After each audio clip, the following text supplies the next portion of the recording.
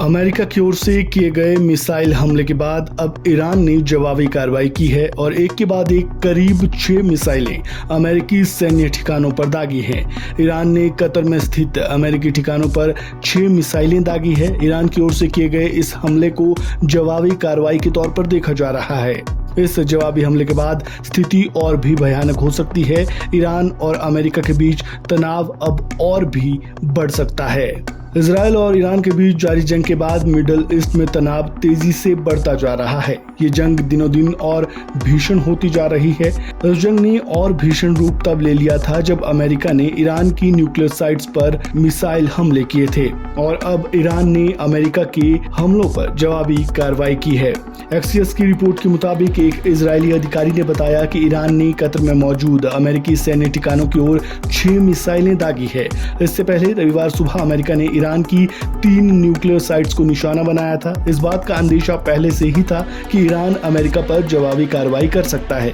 एक्सियस ने भी अपनी रिपोर्ट में इस बात के संकेत देते हुए लिखा था कि ईरान आने वाले कुछ ही मिनटों में अमेरिकी ठिकानों पर मिसाइलें दागने की तैयारी कर रहा है। इस बीच कतर की राजधानी दोहा में जोरदार धमाकों की आवाजें सुनी गई।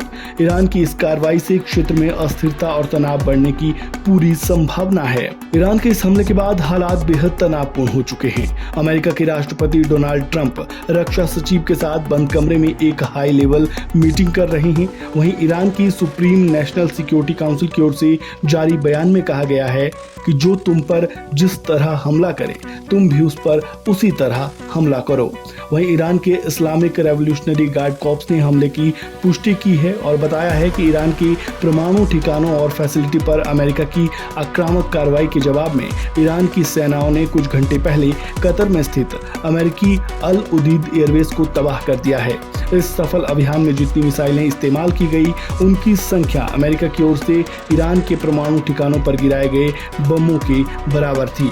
ईरान ने साफ किया कि ईरानी सेना की ओर से निशाना बनाया गया ये सैन्य अड्डा कतर के शहरी क्षेत्रों और रिहायशी इलाकों से काफी दूर था। ईरान की जवाबी कार्रवाई के बाद दोहा में मौजूद भारतीय एम्बेसी कतर सरकार के अधिकारियों के साथ लगातार संपर्क साधे हुए है। साथ ही वहां मौजूद भारतीयों से सतर्कता बरतने की अपील की गई है। वहीं इस बीच एयर इंडिया ने मिडल ईस्ट की ओर जा रही सभी फ्लाइट्स को डाइवर्ट कर दिया है। ईरान ने तो जवाबी कार्रवाई कर दी है। अब देखना यह है कि अमेरिका इसका जवाब कैसे और कब देता है। इस वीडियो में फिलहाल इतना ही। खबरों से जुड़े ताजा अपडेट के लिए बन रहे वन इंडिया हिंदी के साथ। धन्यवाद।